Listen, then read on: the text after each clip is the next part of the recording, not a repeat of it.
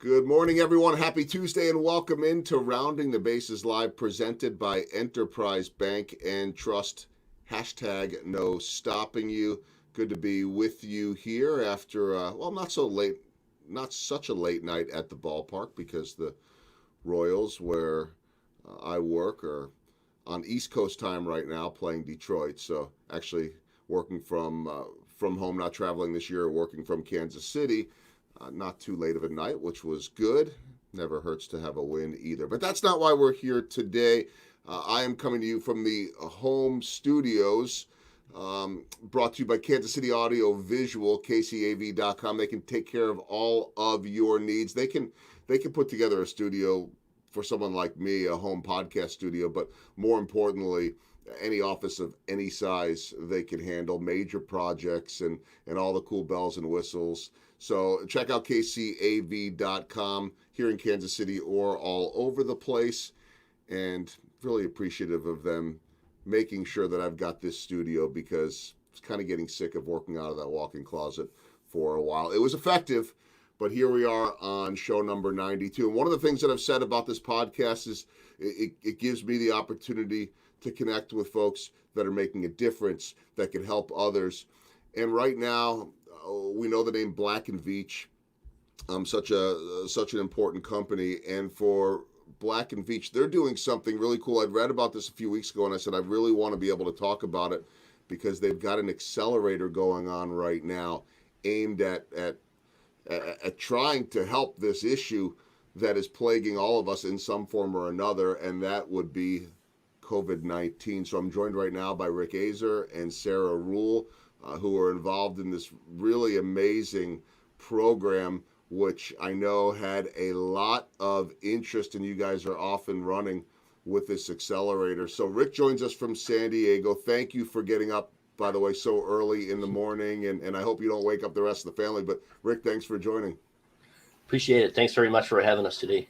And Sarah, you're more on my time zone, so you're somewhere not too far from me right now, but appreciate you joining as well.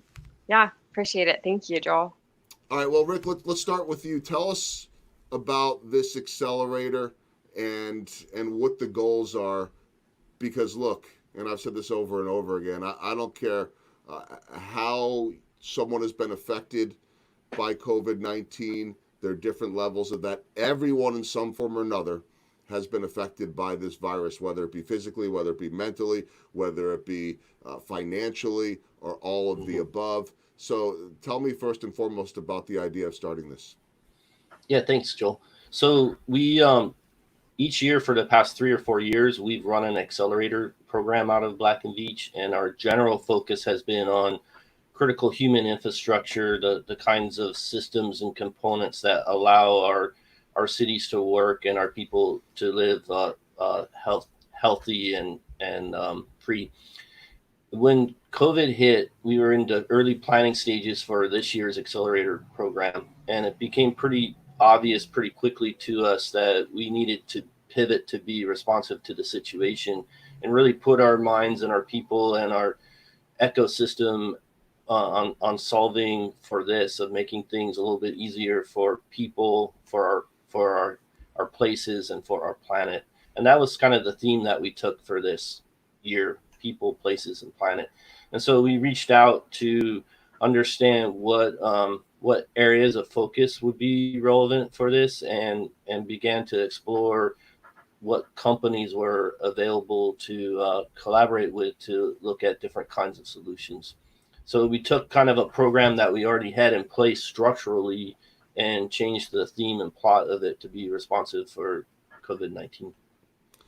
So Rick is Associate Vice President for Black Veatch and a founding member of the company's Growth Accelerator. Sarah is an innovation team member working in BV's Growth Accelerator group. Sarah, I've got to imagine, and I saw some of the numbers, that the interest in being involved in this accelerator had to have been through the roof. I think, something like over 300 down to 18. So what was that selection process like? Yeah, so that was really exciting. We put out our application very end of March. We scaled it up and got it ready in a week and a half, which was a fun process, as I'm sure you can imagine. But also very rewarding. You know, you're kind of in the middle of your life listening to the negative news, not sure what life is going to look like over the next few months. And to be able to scale up an application process and get that running and have a good idea and really start to see how as Black Veatch we can make an impact is very encouraging. And so, yeah, we got over 300 applications. The first 2 or 3 weeks, we got the majority of those, I would say. So that was very, very cool to see so many different companies coming in. And I think as we started, we had a really, really broad umbrella of the types of things we were looking at. And then as we kind of progressed over the couple of weeks, we got kind of to see better in different focus areas that we could hone in on, like disinfection, environmental sensing, others where we have a different skill set that could be matched with these companies. And so, yeah, one of the really unique things that we did as a part of the program is we really sought to get back to companies within a couple of days, which was a huge task to take on. But we were able to really look through these applications and make a quick decision on many of them so we could get things started as soon as possible. And one of the differentiators between last year's program and this year's program is that once we kind of selected a company, we really tried to get them plugged in as soon as possible with the different people in Black Veatch, our different solutions. We didn't want to wait because this is a crisis and the pandemic is affecting us all on a daily basis. And so we really wanted to get people plugged in and doing good as soon as they could. Yeah, Rick, I wanted to follow up on that because I'm sure you guys have this down to a rhythm, or at least the experience of having done it before. The positives, the negatives, the ups and downs, some of the pitfalls that come along, and I'm sure that there's usually a timeline to this. So how different was this needing to speed up that process a little bit? Yeah, it was definitely an accelerator, to say the least. So as I mentioned, the nice part is we'd gone through a few of these over years past, so we had kind of the framework and cadence established. And as Sarah mentioned, we just began to cram it through. So we basically cleared our schedule so that we could be super responsive to timeframes for evaluation of the different companies that submitted and their products and ideas and interests.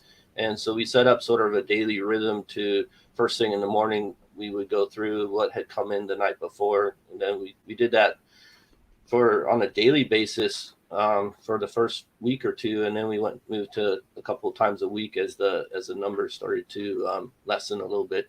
The other thing we did, as Sarah mentioned, is we went immediate into where can we work together and how can we help. So with the programs we've done in the past, we looked at creating a cohort, a class of companies to work with in a more structured rhythm for meetings and for program development. And this was very much more immediate, responsive, and ad hoc of engaging, learning, looking within our company as to who makes sense to engage the companies with to further evaluate what it was that they were trying to do, probing for more information about the requests that they had, either for funding or for some kind of support. And we were looking for both of those, ones where a small amount of money could make a big difference, but also that our employees, our time, and our knowledge could benefit the companies that we were working with as well. And that to us was probably even more important than what we could give them financially, because there really is money all around for good ideas. But what one of the things we were really focused on is where can our employees collaborating with these companies make a difference in what was going on, and where could we do that rather immediately and with impact. And so we went through those kinds of adjustments to our planning and early execution of the program. Before we get into demo day and everything that you guys have seen, Sarah, I want to ask you, and I just want to get back to a little something that you were talking about before, ignoring some of the news, which I think all of us could probably do a better job of. I know that I could, because it is, it's just like, it's so much negative all day. And I'm just wondering from a personal and professional standpoint, how uplifting it must have been, I'm assuming, to see all of this interest. And I know that you guys have to pour all of your heart and time into these accelerators all the time, but does this feel closer to home? Does this feel more personal with the need right now? How uplifting has this process been? Yeah, I think all of that's definitely right. Especially as we started out in April, all of life had shifted. So it's kind of a little different backdrop too to be doing Yeah. this under. You didn't necessarily have all the other obligations that you might have in the evenings or weekends. And so really as we looked at launching it and getting it started, I really felt like I had a lot of motivation each and every day. And even from talking to, friends and family and others, kind of struggling through what their jobs look like or their futures. It was definitely encouraging to have something where I knew each day I was waking up and making a difference. And really, the impact that Black and Veatch can have as a whole, which I think was extremely encouraging to our professionals around the globe too. As we saw, like we're a company that's really looking ahead and is on the cutting edge of this, and looking outside of ourselves and really wanting to make an impact in the world, which I think people see every day on our projects, but sometimes it feels a little bit more distant. And this is hopefully something that as people learn about and as they see it really hits close to home, and the importance of what we're doing and the impact that we're making in society. Rick, same question for you. How gratifying? Yeah, very much so. It really, as Sarah mentioned, when this hit and we all of a sudden we're all booted out of the office and working from home, our projects were in a little bit of disarray as well, as everyone was kind of adjusting to the new normal. This really gave us something to focus on, where we believed we could make a little bit of a difference in what was going on and be responsive situationally. And so it really was a way for us to keep our minds going and keep focused on really on the positive and what to do about it, as opposed to the negative of what the heck's going on. We also found throughout the company there was just an enormous amount of interest in advocacy as well, and some of it was again related to the shift of just sort of uncomfortableness of what can we do and how can we contribute. And second was there was bubbles of time that were coming free, and people were really wanting to engage and do something meaningful with that time. So for me personally, it was all those things. What should I be doing right now, and how does it make a difference in my work?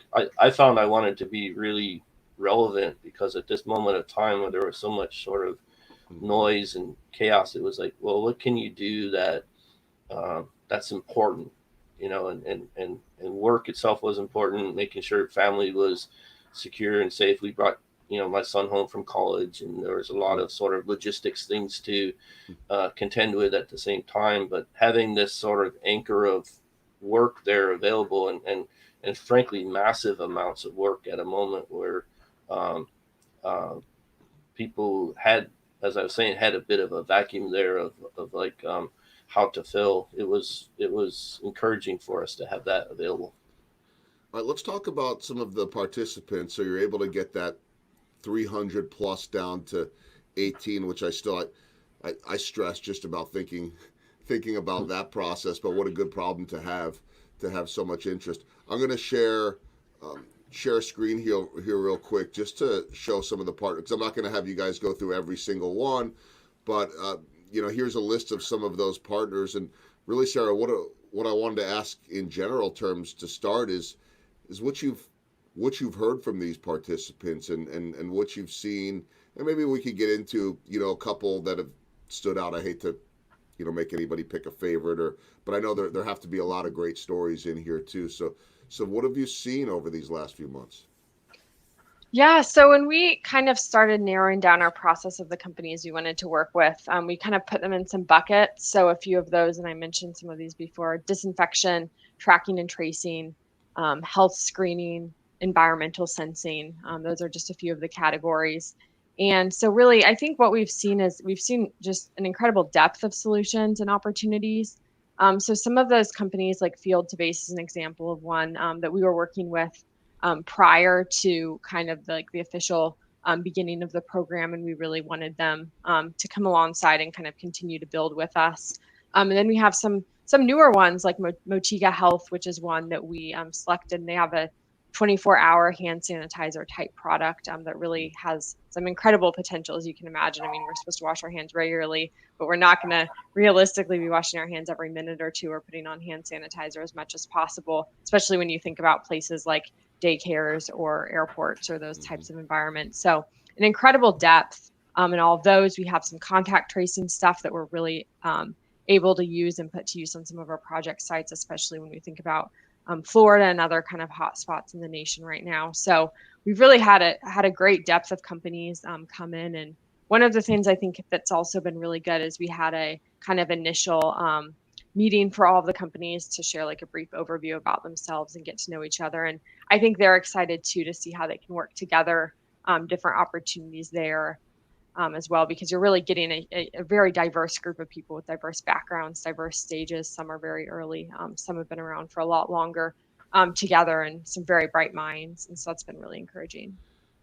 I'm wondering too, Rick, when I look at this list and I see that diversity and so many groups coming at this in different ways and with different ideas, and I guess you probably see that in every accelerator, that type of diversity. But is there a different feel? I mean, beyond the obvious immediate need to take action here right now, is there a different feel with this accelerator? Is there something that just seems different beyond the climate we're in right now? Yeah, great question. There's a couple things that are different. One is this cohort class is about 3 times the size of what we've typically been engaging with. So normally we would work with 6 or 7 companies and get very deeply involved with them on the collaboration of a project. And this with 18, it feels a little bit like juggling sometimes, because there's so many of them, so many things going on, and then the little urgencies that pop up need attention right away. So what we're finding here is this balance of knowing a little bit less about what everybody's doing, but feeling the greater energy or buzz of things that are going on. Being 100% virtual on this is unusual for us as well, because we would try to, even though we had companies that come from different places for our accelerators in the past, and in this case here, there is no place where we've gotten everybody together other than the digital showcase that we've done and some of the conference calls that we've had. So the structure of it's very different as well, and it's causing us to again sort of be multiple places at the same time and trying to be aware of what's going on. One last thing that I think is really interesting about this is having a larger class. It's allowed us to reach out a little bit further into things that we might have left off the edge of our normal programming. And so there's a few things that we're playing with or working with that are a little bit outside our normal lines to color with. And so that's really interesting as well. And so we're looking at some things like understanding what biosensitivity was in wastewater treatment, so that you can sort of understand the advancement of disease maybe before it even is apparent within a regional area. The one that sanitizer that Sarah mentioned, these are things that we might not have chosen within a smaller class of 6 or 7 companies. And so it's allowing us to have a broader view and maybe even stretching Black Veatch a little bit into areas where we typically haven't gone. One other thing that's really interesting for us, some of these are leading us to different kinds of companies to work with. So the potential for Black Veatch to increase our client set or our communication with companies that we otherwise might not have had such a reason to address or talk with, even school districts that we've talked with locally in the Kansas City area and regionally with the universities for kinds of programs and opportunities that aren't generally what Black Veatch would lead in with, and potentially may lead to work for us down the road with some of our more conventional offerings. See, that really, Rick, echoes so much of what I've experienced and so many people that I've talked to during this pandemic, is the opportunity that can be there oftentimes when you didn't even expect it. And so look, we all have Zoom fatigue. We all would love to get back to the way things were. Nothing will ever look, Sarah, exactly like it did before. And that's a lot of what you guys are working on too, the future and trying to make things better. But how about for you and doing all of this virtually? What have been the advantages? Yeah, I think one of the huge advantages I've seen is just the opportunity for people to connect at any time, Mhm. all the time, and just to have that be a clear connection. I think, if you look at Black and Veatch being a global company and just the globalization of the world as a whole, the importance of digital and the move to digital is key. And so I see a lot of opportunities with that for our company and for other companies as people can just interact from anywhere around the globe and share those ideas and share those insights. And I think it just has an incredible potential, I think, for small businesses, large businesses, nonprofits, everyone to really work together and collaborate in new ways and help create a better future. I think that's really key and really important because when you have access to the virtual world and to the web, you can help make those connections. You can help be a part of something bigger than maybe you were a part of initially in your community. And so I think for this program specifically, we're just seeing that as different people are able to connect and make those connections to different resources in the Kansas City area or Mhm. around the globe in another country, and just to kind of see how that all links together and the long-term potential of that. I think it also too hopefully creates an opportunity as well for viewers and people who want to learn about what we do as well. So it's maybe a little bit more accessible than it was before because it's being pushed out so much broader. And I mean, you look at technology nowadays and the fact that we can sit here and do a live streaming podcast with Sarah in Kansas City and Rick in San Diego, and that's like that's just normal nowadays, right? I mean that's no different than what we're seeing on any of the networks every single Mm-hmm. night. So there are ways to adjust and make all this happen. So let's talk, guys, about demo day and how that went and what your takeaways were. Rick, I'll begin with you. Okay, great. I really want to give Sarah a lot of credit for pulling that together because a lot of the organizational structure and format, working with our host, we used a MC for the event to have a sort of cadence that would keep things going live and keep things interesting in between the segments, and a lot of the structure and format I really have to credit Sarah and the folks that she pulled in to help make the program happen. A lot of the speakers, one of the things we did do there was try to keep the presentation short and tight so that again you have this sort of cadence of movement and energy. And so we kept the presentations down to 4 or 5 minutes and really emphasize get to the point quick, talk about what you're doing, why it's making a difference, why it's important, and what you need and what's unique about what you're doing. And all that I thought came together into a really nice package, a really good foreshadowing of what it is that we're trying to do. And I look forward to bracketing it with the showcase event at the end to kind of talk about, okay, here's what we said that we were going to do. Mhm. Now here's what we've accomplished. Sarah, I'm sure a lot of work and a lot of coordination to pull it off. How did it go?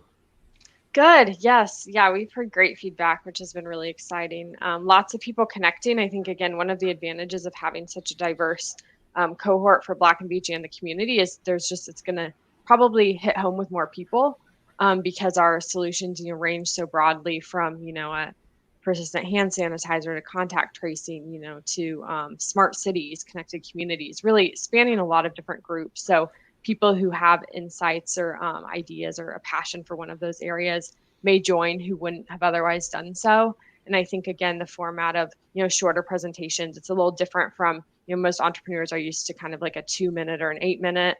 So it's a little different. So pushing the boundaries there a little bit, but I think it made for a really good presentation and really a focus in on what do you do and why does it matter at this critical time, and hopefully getting that message home for anyone listening who has opportunities or resources to help pitch in. I know that you guys mentioned a couple of the interesting ones. That 24-hour hand sanitizer, by the way, is one that certainly piques my interest. I think that all of us could certainly do well with that. With the danger of asking you to pick a favorite, because I won't do that. Rick, is there one, or are there one or two that are on the really fast track that are close? I mean, I know that they all have different timelines here, but what's piquing your interest right now? Yeah, some of what's piquing my interest the most, there's a couple of solutions that Black and Veatch has been working on ourselves as well in response to the pandemic, and these are around physical access control, digital assessment for status and testing, and analytics of situational awareness. And so there's a few companies within the accelerator that are adjacent to those spaces that we're looking at how might we be able to integrate some of their technologies with our solutions to have a more robust offering for the for our clients and for the public. And so one in particular, there's a company called OneScreen, which is making a temperature scanning device that instantly reads temperature from various points. It also provides facial recognition to use to match badging and employee databases. So it sort of helps sort of direct who's the person there, what's their situation. It matches up. We've integrated with our digital solution Cooperate, which is sort of a boarding pass concept where you can self-assess and then kind of show those credentials along with your face and temperature scan and your PPE and get access into a facility. And so that's one in particular. The second one, I know you only asked for one, but there's one other one I wanted to mention. There's a company we're working with out of Hong Kong called Ubuntu that's making these digital devices that allow for very close measurement of social distancing. So it's basically a tactile response when you get within a certain range, which you can pre-configure. So 6 feet, 8 feet, whatever you want to sort of have as a buffer. It'll buzz and light up when two people are within that space. And so it gives a tactile response where in places like construction sites, food processing, places where people are normally working close with one another and they're very focused on what it is that they're doing. It's providing another degree of safety to those kinds of environments. And again, that's something that we've worked to integrate with our analytics tools so that we can actually get a nice graphical view of proximity interaction. So you can imagine if somebody, if something becomes apparent, that there's a positive case or whatever, you can have that kind of historical view of contact that assists within the contact tracing. So it's sort of like how you use some of these tools that are digital to provide you intelligence and value within your normal work processes, which have had to be adapted for the situation. Fascinating. I could see why you're singling out both of them. And as I said, I'm sure that they all have amazing stories. They wouldn't be there otherwise for what they're doing. So Sarah, I'll ask you the same question.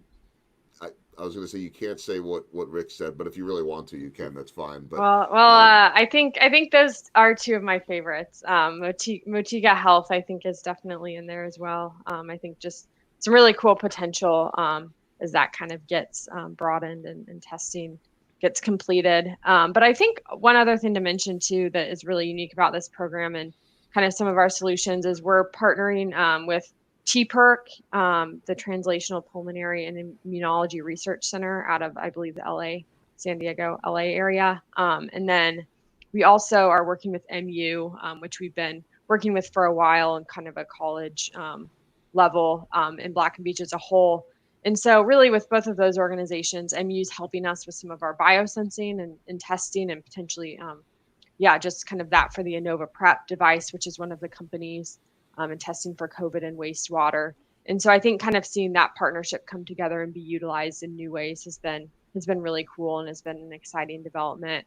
And then with TPERC, we're really just kind of exchanging best practices, return to work, return to school, whatever that looks like, and kind of having another partner in the ball game who's a healthcare provider and just having that different perspective. So I think some of those things are worth bringing up as well. Is just we're really connecting. We have a broader list of partners as well. which are on our website. So we have Bright Idea, which is the #1 idea management platform that's helped host some of this for our crowdsourcing and applications, and a variety of others. And so I think we really couldn't do it without them. And seeing some of those come together and how they can connect with the companies is also really, really cool.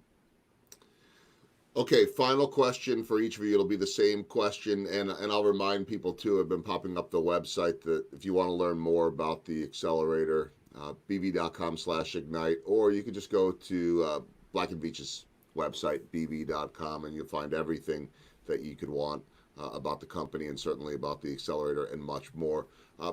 We'll end, I hope, on a positive note. Not that any of this has been negative, but Sarah touched on it before about all the negativity that's out there with the news. And I mean, shoot, I woke up yesterday morning seeing that there's an outbreak in baseball, and we're all sitting here wondering whether there's even going to be an ability to complete this season. And I don't know. I eventually had to tune all of that out because it was just no negative, and we'll see what happens with that.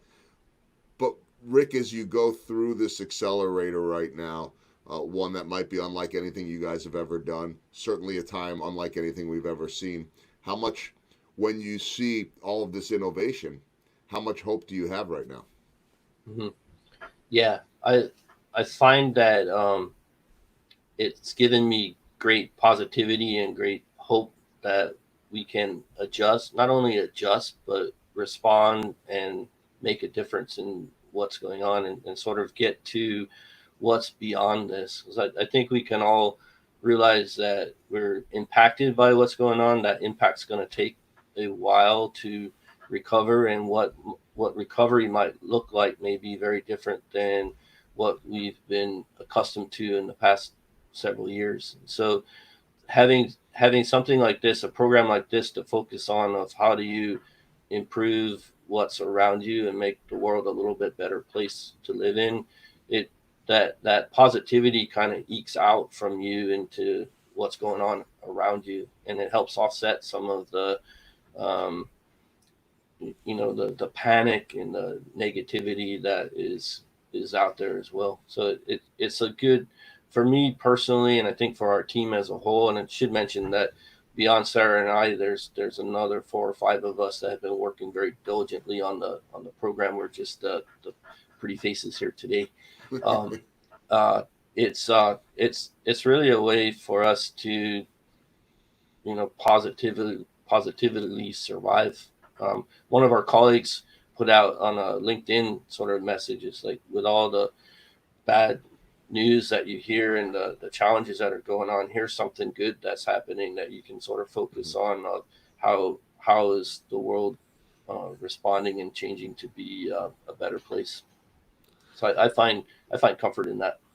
Yeah, and that's exactly, I didn't know exactly how you would answer, but that's where I was going with it, is that there's just so much negativity out there right now. And I get it. I mean, everybody's scared. We're all scared, and we've all been disrupted in some form or another, some more than others, some less, and oftentimes in tragic ways. But Sarah, I'll give you the final word here.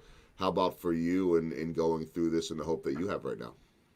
Yeah, that's I agree with everything Rick said. I think one of the cool things that I've seen that really excites me with the different teams we've worked with, as well as our company, and I think other companies, is really this focus on, for many of these teams, some of these COVID solutions are, very, very central to what they were doing before. And for some of them, they took the technologies they had, the skill sets they had, and they pivoted to really meet this need because it's so urgent. And so there's kind of a combination of those. But I think in all of those cases, what you've seen is agility and flexibility and really being able to move fast. And I think that seeing those skills and that out there in the market, and both in our company and with different other companies and just different other businesses and what they've done is very encouraging as we think about a post-pandemic world, especially, even after COVID is less of a threat, but how we've kind of leveraged our skills and our abilities in unique ways, and